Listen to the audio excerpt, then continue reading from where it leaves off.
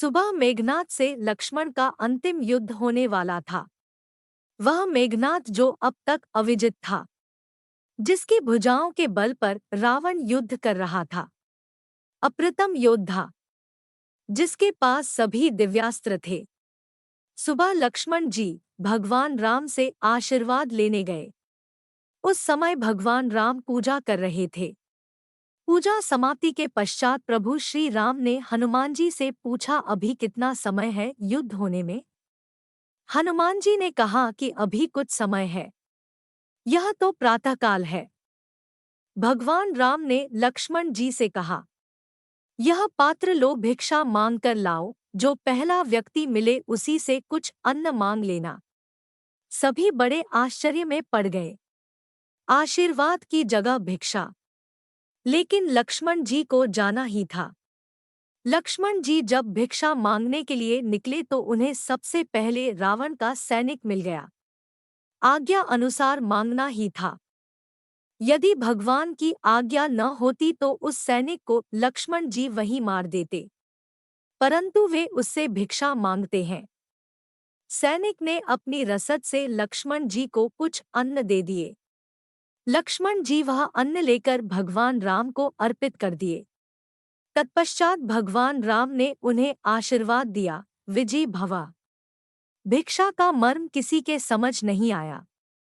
कोई पूछ भी नहीं सकता था। फिर भी यह प्रश्न तो रह ही गया। फिर भीषण युद्ध हुआ। अंत में मेघनाथ ने त्रिलोक की अंतिम शक्तियों को लक्ष्मण जी पर चलाया। ब्रह्मास्त्र, पशुपात्र, सुदर्शन चक्र, इन अस्त्रों की कोई काट न थी। लक्ष्मण जी सिर झुकाकर इन अस्त्रों को प्रणाम किए। सभी अस्त्र उनको आशीर्वाद देकर वापस चले गए। उसके बाद राम का ध्यान करके लक्ष्मण जी ने मेघनाथ पर बाण चलाया। वह हंसने लगा और उसका सिर कटकर जमीन पर गिर गया। उसकी मृत्यु हो गई। उसी दिन संध्याकालीन समय भगवान राम शिव की आराधना कर रहे थे। वह प्रश्न तो अब तक रह ही गया था। हनुमान जी ने पूछ लिया, प्रभु वह भिक्षा का मर्म क्या है? भगवान मुस्कराने लगे।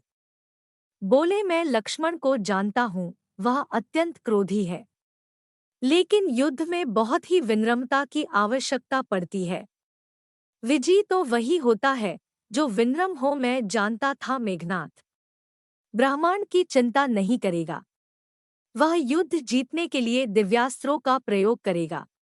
इन अमोघ शक्तियों के सामने विनम्रता ही काम कर सकती थी। इसलिए मैंने लक्ष्मण को सुबह झुकना बताया। एक वीर शक्तिशाली व्यक्ति जब भिक्षा मांगेगा तो विनम्रता स्वयं प्रवाहित होगी। लक्ष्मण ने मेरे नाम से बाण छोड़ा था। यदि मेघनाथ उस बाण के सामने विनम्रता दिखाता तो मैं भी उसे क्षमा कर देता।